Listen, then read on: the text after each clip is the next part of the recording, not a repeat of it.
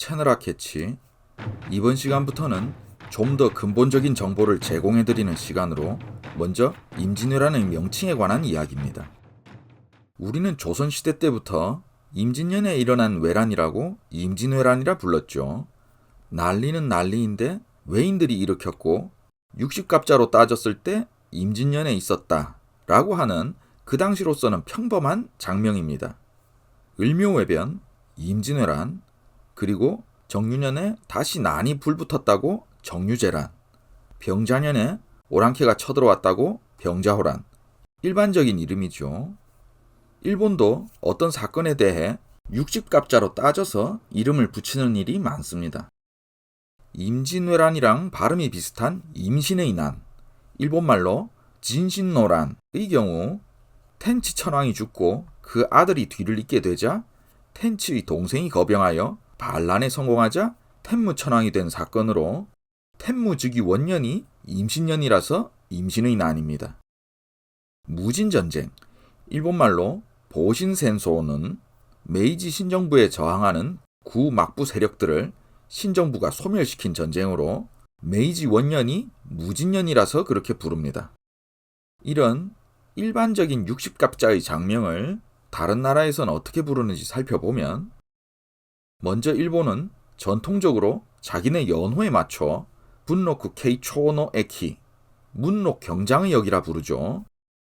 분로쿠의 역이 임진왜란, 케이초의 역이 정유재란인데 이 에키가 불순하다며 정벌의 의미라느니 조선을 무시했다느니 비하했다느니 인터넷에 거부감을 나타내는 사람들이 주기적으로 튀어나옵니다.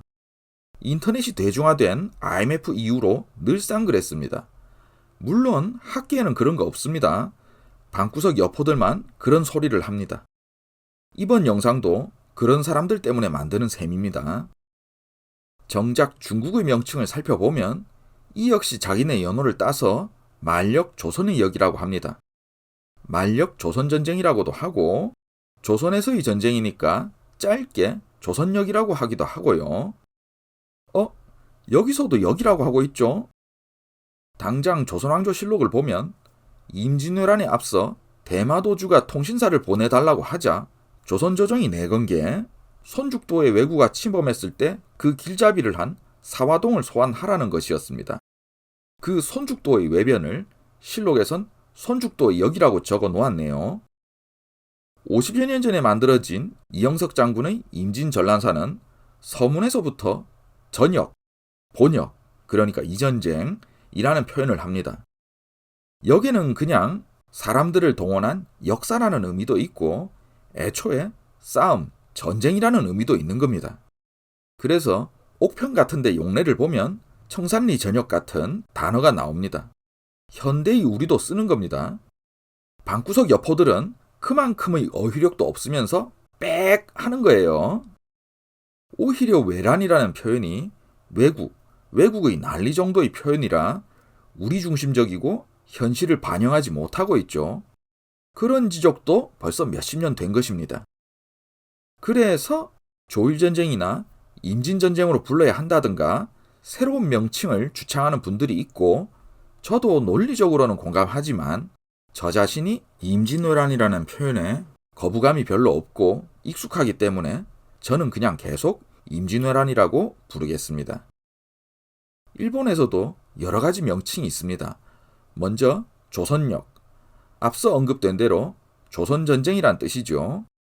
단 일본에서 조선전쟁이라는 단어를 말하면 그건 6.25를 말하는 겁니다. 그리고 고려진, 조선진 같은 명칭도 있고 우리한테는 기분 나쁜 일이지만 히데요시의 조선정벌이라고 해서 책 이름부터가 조선정벌기 운운인데 히데요시가 일본 통일 과정에서 행했던 오다와라 정벌, 큐슈 정벌 같은 정벌 관점이죠. 자매품으로 조선 출병도 있습니다. 외성을 연구하는 제 일본인 지인도 조선 출병이라는 표현을 많이 쓰던데 그 사람이 아기가 있어서 그런 건 아니니까 이해해 주시고요. 메이지 초기 분위기에 따라 정한의 역이라는 표현도 있습니다. 신공황후의 사만정벌, 사이고 타카모리 등의 정한론이 연상되죠. 카라일이라는 예스러운 표현도 있는데 직역하면 당나라 들어가기로 중국을 뜻하는 당이나 사만을 뜻하는 한이나 일본말로는 바다 건너 저편을 모두 카라라고 읽기 때문에 어떤 면에선 중의적으로 느껴지죠. 일단 카라일이라는 것은 대륙 침공이랑 뜻이 같습니다. 당시 일본 문헌에서 조선이나 조선 사람을 당인이라고 표현하는 일이 많다 보니까 그럴 경우 명나라나 명나라 사람을 본당인이라고 하는 표현도 많이 씁니다. 그러다 보니 일본 각지에 토진마치, 즉 당인정이라는 게 있는데 사진의 사가현, 사가시의 토진마치는 조선에서 끌고 온 사람들이 정착한 동네라고 토진마치입니다. 또 그러다 보니 명나라 만력제를 진짜 당나라 북경 따봉 큰 주인님, 북경의 대왕이라고 표현한 문헌도 있습니다.